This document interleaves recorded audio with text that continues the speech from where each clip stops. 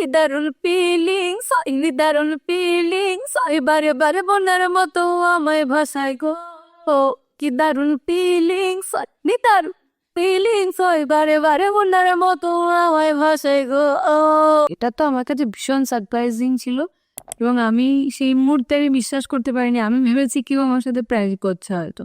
নমস্কার, আমি পারমিতা। টাইমস নাও খবরে আপনাদের প্রত্যেককে স্বাগত। আজকে একটু অন্য ধরনের ভিডিও নিয়ে চলে এলাম। আচ্ছা বলুন তো, যারা এই ভিডিওটা দেখছেন তাদের মধ্যে পুষ্পা 2 ইতিমধ্যে কতজন হলে গিয়ে দেখেছেন? আমি জানি উত্তরটা কিন্তু অধিকাংশেরই হ্যাঁই হবে। তার কারণ 2021-এ যখন পুষ্পা রিলিজ করেছিল এবং যেভাবে তুমুল আলোড়ন সৃষ্টি করেছিল 2021-এর এই পুষ্পা, তখন থেকেই কিন্তু মানুষের প্রতীক্ষা ছিল যে পুষ্পা সিকুয়েল বা পুষ্পা 2 কবে রিলিজ হবে। তাই 5ই ডিসেম্বর এই যে ওয়ার্ল্ড ওয়াইড পুষ্পা 2 রিলিজ হয়েছে, তা কিন্তু ইতিমধ্যেই দক্ষিণের যাবতীয় যত ছবি রয়েছে একের পর এক রেকর্ড আমরা দেখছি ভেঙে চলেছে। কিন্তু আজকে হঠাৎ এই পুষ্পা নিয়ে কেন কথা বলছি? ইতিমধ্যেই আপনারা জানেন যে আল্লু অর্জুন, তাকে কিন্তু গ্রেফতার করা হয়েছে, যে খবর পাওয়া যাচ্ছে। কিন্তু আজকের এই ভিডিওটা করার উদ্দেশ্য সেই খবরটা আপনাদের জানানো নয়। আল্লু অর্জুন গ্রেফতার হয়েছে, আপনারা জানেনই। তার একজন ফ্যান, যিনি পদপিষ্ট হয়ে প্রিমিয়ারে গিয়েছিলেন, অত্যন্ত দুঃখজনক বেদনাদায়ক ঘটনা, সেই কারণে তাকে গ্রেফতার করা হয়েছে। সেই খবরের দিকে তো আমাদের নজর থাকবে, কিন্তু আজকে আমরা কথা বলে নেব এমন একজন অতিথির সঙ্গে, যার সঙ্গে কিন্তু এই পুষ্পা 2 এর একটা নিবিড় সম্পর্ক রয়েছে। আমাদের বাংলারই মেয়ে, একেবারে খোদ মাটির গন্ধমাখা জেলা থেকে উঠে আসা বাঁকুড়া জেলার অর্পিতা চক্রবর্তী। কেন এই কথা বলছি? তার কারণ আপনাদের জানিয়ে রাখি, বাঁকুড়ার মেয়ে এই অর্পিতা কিন্তু পুষ্পা 2 এর যে বাংলা ভার্সন, সেখানে একটি গান গেয়েছে যার নাম ফিলিংস। প্রথমেই অর্পিতা, তোমাকে অনেক অনেক স্বাগত, অনেক অনেক অভিনন্দন, ধন্যবাদ। তুমি আমাদের সময় দিয়েছো এবং টাইমস নাও খবরের পক্ষ থেকে তোমাকে অনেক অনেক অভিনন্দন। এই পুষ্পা 2 এর সাফল্যের সঙ্গে সঙ্গে তোমারও সাফল্য আসুক। কিন্তু এই ছবিতে গান গাওয়ার বা প্লেব্যাকের অফারটা তুমি ঠিক কিভাবে পেয়েছিলে, সেই গল্পটা যদি আমাদের দর্শকদের একটু বলো। প্রথমেই ধন্যবাদ জানাই টাইমস নাও খবরকে আমাকে কংগ্রাচুলেট করার জন্য। পুষ্পা 2 এ গান দেওয়ার বিষয়টা আমার কাছে ভীষণ সারপ্রাইজিং ছিল, কারণ আমি সেদিন বেশ রাত্রি 11:30-12টা বাজে এরকম সময় আমি অনুষ্ঠান শেষ করে সবে একটু রেস্ট করছি, তখন আমার ফোনে একটি ফোন আসে।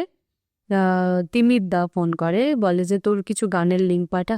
তো আমি গানের লিঙ্ক পাঠাই, আর আমার গান মানে তো মূলত লোকগান, কারণ আমি একজন লোকগানেরই শিল্পী। তো সেই লোকগানের লিঙ্ক পাঠাই।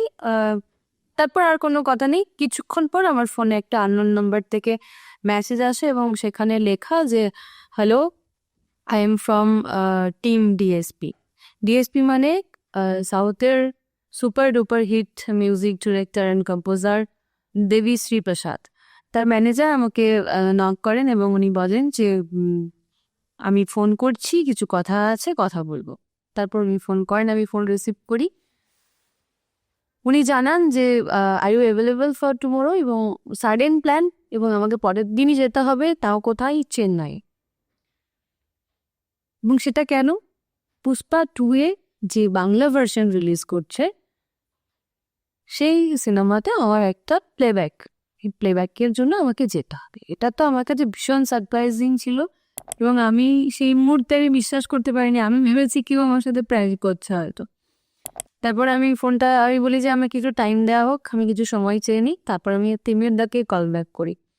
তো তিমির দা বলে হ্যাঁ, এরকম একটা ব্যাপার, আমি গিয়েছি, আর ফিমেল ভোকালিস্ট, ওরা একটা ফোক অ্যাপিল চাইছে এরকম, তাই আমি তোর লিঙ্ক ওদের শুনিয়েছি, গান শুনিয়েছি, এবং ওরা তোর ভয়েসটা পছন্দ করেছে।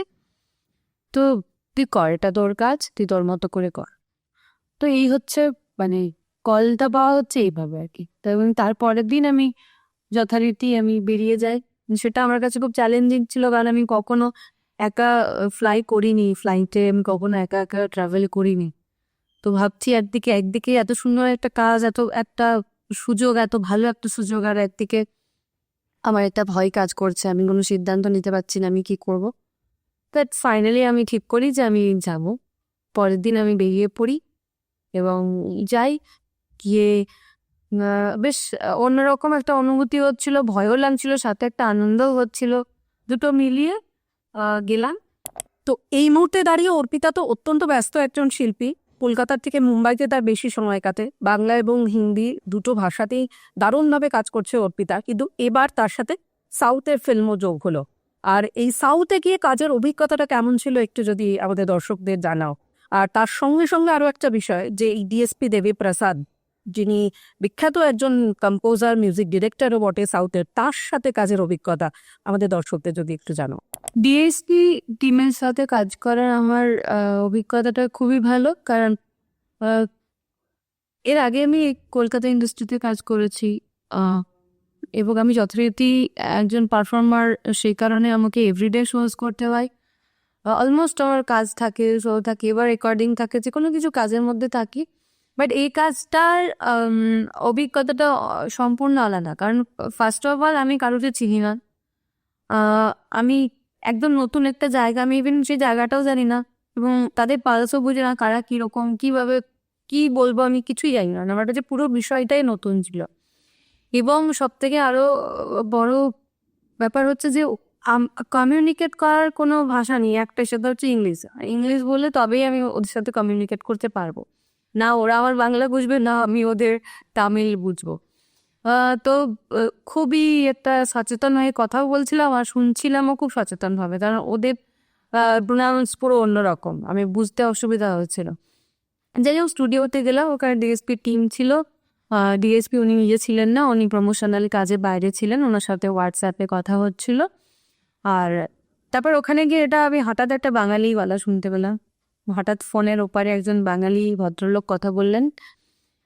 সেটা হচ্ছে সুজাতা বন্দ্যোপাধ্যায় গানটা লিখেছেন। সুজাতা আমার সাথে লিরিক্স নিয়ে এবং গান চলাকালীন গান নিয়ে কিছু কথা হয় সুজাতাদার।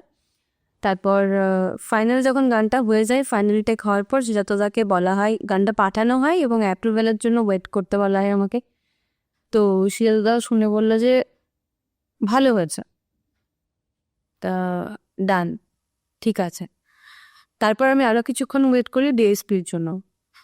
তারপর খানিকক্ষণ পর ডিএসপি শুনে উনিও এটাকে ডান করেন, প্রজেক্টটাকে। তো তারপর সুন্দর অভিজ্ঞতা, গেলাম স্টুডিওতে, ভীষণ অ্যাপ্রিসিয়েটিং ছিল, ওরা খুব হেল্প করেছে।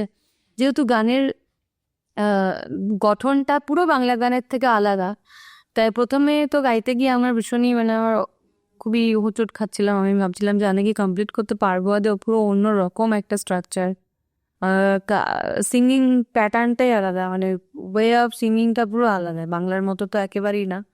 যাই হোক, ফাইনালি করেছি। আর ভালো, সবকিছু মিলিয়ে মজার ছিল ব্যাপারটা। আর আমার কাছে এই গানটা খুব চ্যালেঞ্জিং ছিল, কারণ গানটা শুনলে বুঝতে পারবেন, এই ফিলিংস যে গানটা, এটা শুনলে বোঝা যাবে গানটা কিন্তু একদম ইজি না। অনেকগুলো কথা, যেহেতু সাউথের ডাবিং বাংলা হয়েছে, তো ওই ভাবটা ফুটিয়ে তোলার জন্য বা ওর কথাগুলোর পূর্ণতা দেওয়ার জন্য এমন কিছু কথা রয়েছে, কিন্তু সেই কথাগুলো একটা সময়ের মধ্যে ওই পার্টিকুলার ওই মানে টাইমের মধ্যে আমাকে ওটা ডেলিভার করতে হবে। তো এইটা একটা খুব চ্যালেঞ্জিং ছিল। আর ওদের গায়কি প্যাটার্ন, ওদের বেন্ডসগুলো পুরো অন্যরকম ছিল। তো সেটা আমাদের ইনস্ট্যান্ট তুলে এবং সেই মুহূর্তে আমাকে ওটা ফাইনাল টেক দিতে হবে। তো আমি উইদিন 1.5 hour আমি এটা করেও ফেলেছিলাম। ভালো, সবকিছু মিলিয়ে বেশ ভালো, খুব ভালো। এই ফিলিংস গানটাতে শুধু একা অর্পিতা নয়, অর্পিতার সঙ্গে সঙ্গে তিমিরকেও গলা মেলাতে শোনা গেছে। তো এটা কি তিমিরের সঙ্গে অর্পিতার প্রথম কাজ? আর সেই একই সঙ্গে জানতে চাইবো যে সহকর্মী হিসেবে তিমির কেমন? তিমিরদার সাথে এটা আমার ফার্স্ট কাজ, এবং সেটা প্লেব্যাক, তা আবার একটা এত বড় প্রজেক্টে, পুষ্পা 2-এ। আমি যখন ফার্স্ট তিমিরদার থেকে ফোনটা পেয়েছিলাম, আমি ভেবেছিলাম যে হয়তো কোনো প্রজেক্টে আমাকে দরকার, বা কোনো ইউটিউব প্রজেক্ট, বা আমি খুব খুব এরকমই ভেবেছি যেরকম হয় আর কি। তো এরকম একটা প্রপোজাল আসবে, এটা আমার কাছে সত্যি বিয়ন্ড দ্য এক্সপেকটেশন ছিল। তো হ্যাঁ, তিমিরদার সাথে এটা আমার ফার্স্ট টাইম কাজ। আর তিমিরদাদের তো আমরা মানে কি বলবো, ইন্সপিরেশন হিসাবে দেখি।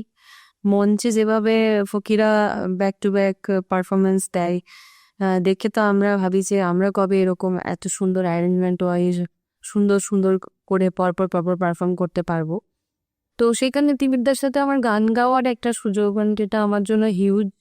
আর তিমিরদা আমাকে ভীষণ কনফিডেন্স দিয়েছে, বলেছে, মানে আমি ভাবছিলাম যে মানে ওয়াই মি, আমি কেন? আহ, কিন্তু ওই যে ওদের একটা ফোকের রিকোয়ারমেন্ট ছিল আর কি, ফোকিস একটা ভয়েস রিকোয়ারমেন্ট ছিল, যেখান থেকে হয়তো মানে আমাকে চুজ করেছে ওরা। তো সেই জায়গা থেকে তিমিদের সাথে কাজ করে ভীষণ ভীষণ ভালো অভিজ্ঞতা, খুব ভালো লেগেছে পুরো কাজটার সাথে থাকতে পেরে। তো হলে গিয়ে কি অর্পিতার নিজের এই ছবিটা দেখার সময় হয়েছে এখনো পর্যন্ত? আর নিজের গানটা শুনে কেমন লাগলো? আর দর্শকদের রিয়াকশনই বা তখন কেমন ছিল? দর্শকরা কি সিটি দিচ্ছিল হলে? ফিলিংস গানটা একটা ধামাকা, মানে যে কারণে পুষ্পা 2 এর ঠিক মুভি রিলিজ হয়েছে 5 তারিখ, 5 ডিসেম্বর। মুভি রিলিজিং এর ঠিক আগেই ফিলিংস গানটা রিলিজ করেছে ওরা ওয়ার্ল্ড ওয়াইড 6টা ভাষাতে। এবং ফিলিংস গানটা এতটাই এতটাই পপুলার, এবং ওরা ওরা হবে জানতো আর কি, মানে সেইভাবেই মানে গানটা তৈরি হয়েছে। যে কারণে পুষ্পা 2 এর যে ট্রেলারটা রিলিজ করেছে, সেই ট্রেলারটাতে এই গানের মিউজিকটা ছিল। আমি তো যখন গানটা গাইনি তখন তো জানতাম না, পরে আমি যখন ট্রেলারটা দেখছিলাম তখন আমি খেয়াল করলাম যে এই ফিলিংস এর মিউজিকটা ট্রেলারের মধ্যে রয়েছে। তার মানে ওরা জানতো যে এটা হচ্ছে মুভির সব থেকে সুপারহিট একটা গান, সেই কারণে ট্রেলারের মধ্যে সেই মিউজিকটা রয়েছে।